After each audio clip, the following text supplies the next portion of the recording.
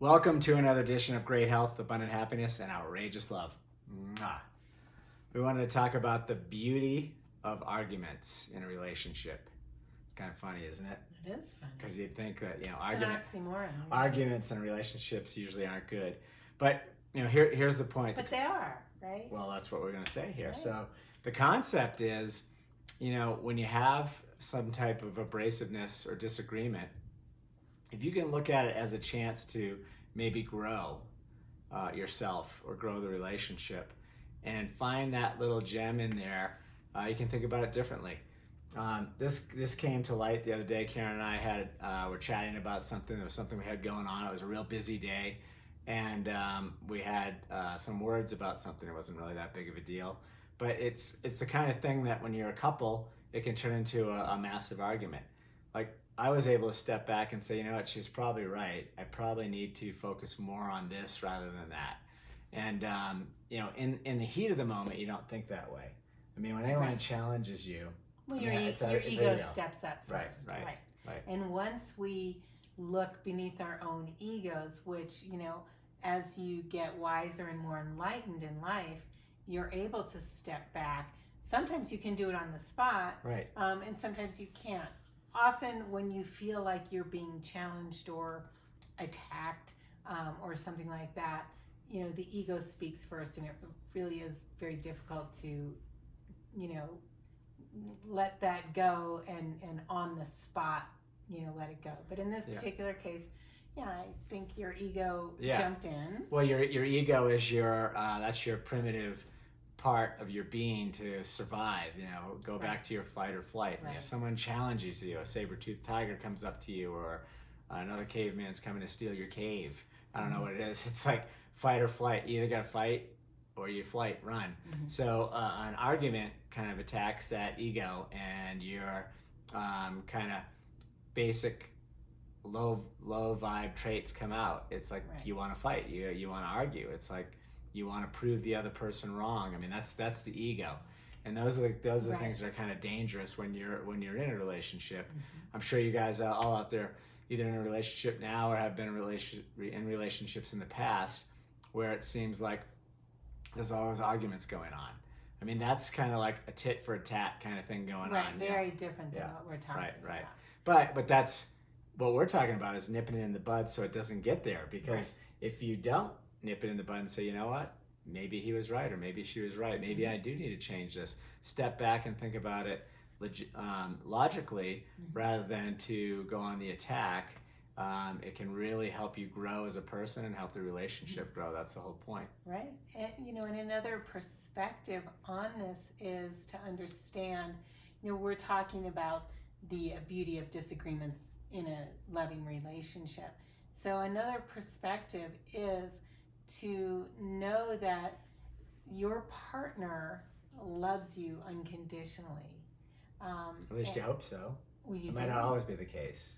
But we're talking about that kind of a relationship. So, and you and I had talked about this earlier, there are people who are constantly, attacking their partner because they've gotten down a bad path where there is no that unconditional you're saying love. that someone might be in a bad relationship, and then the attacking, there's nothing really good about it. It's just that's where the unconditional love has been compromised.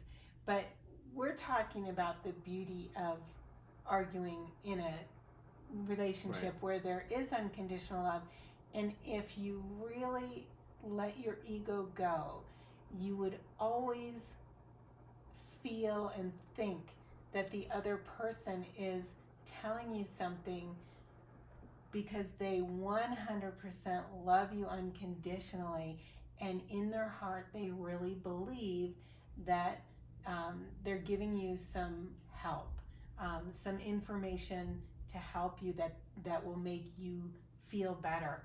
And what's funny is, even in the relationship with unconditional love, the ego can still take over. Right. And you can not think that. But if you really think about it, you and I definitely have an unconditional, loving relationship. And I would think that, I could say, Jeffrey, I'm going to fall back into your arms and catch me. I wouldn't even think twice. I know you're going to catch me. Right. I know you've always got my back. Even if you piss me off with some kind of argument, I'm still going to catch you. Absolutely, of course. I mean, and again, no relationship that involves communication is without disagreements. And when we get, as Jeffrey says, pissed off, it's because we've let our ego get in front of our spirituality. And, I wish I could say, oh, I never do that, not me. But, I do that more than Jeffrey does that. I tend to be more laid back than Jeffrey, but, ego-wise, I think in spirituality, Jeffrey's really, steps ahead of me. You've always been a really old soul. Well, I don't know about that, but and all that. But the point is that I know you'll catch me. I know you've always got my back. I'll catch you.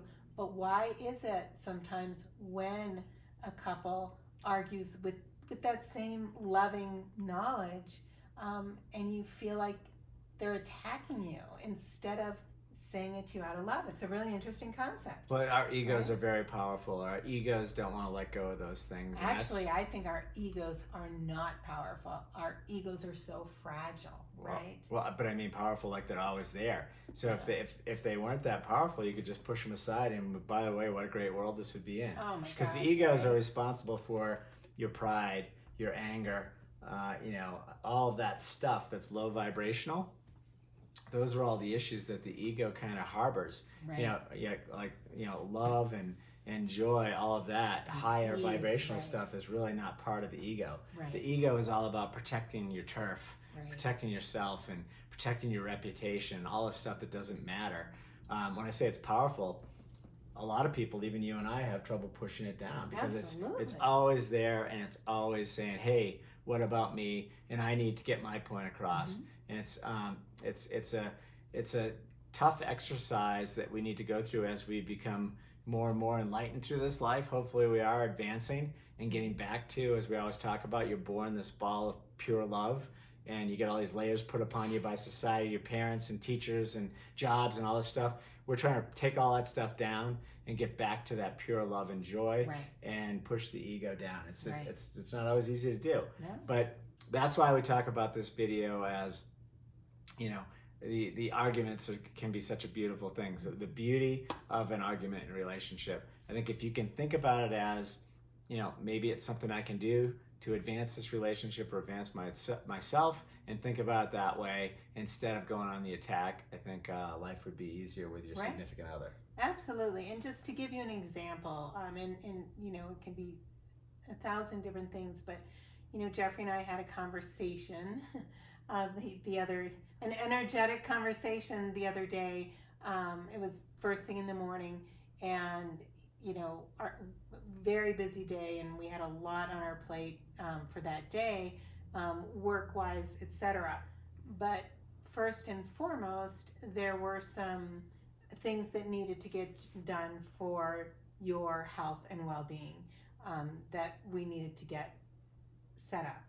And I was telling Jeffrey that, if this was really important to him, that he would do that first, and nothing should be more important than taking care of yourself. Because if you don't take care of yourself, then you can't really do anything else. Right. Can't take care of anything else or anyone else. You must always, and it's essential to take care of yourself.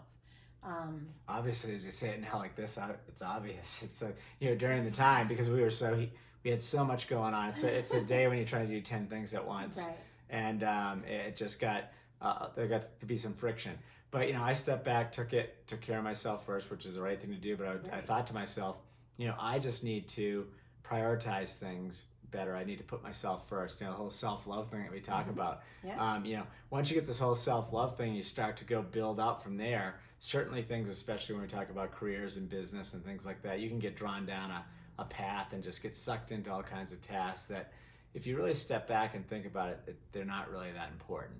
The important things are yourself and this relationship. Right. Those are the kind of things that we should all be focused on. But you all know, when you go out there in the day, and all of a sudden you get out in the public and you're in traffic, you're at a job, you're interfacing with people, the ego comes out and you forget about the important things. Right. And so the whole point to this video is, those disagreements, those arguments can be really beautiful things to kind of take you back to where you need to go. I guess that's the point. Very enlightening. Yep. And you can become awakened throughout them, and instead of being reactive toward them, which is just human nature. It's our natural instinct, as Jeffrey said, for that ego to take over. And again, I love your definition of the layers that are put upon us, as we grow up.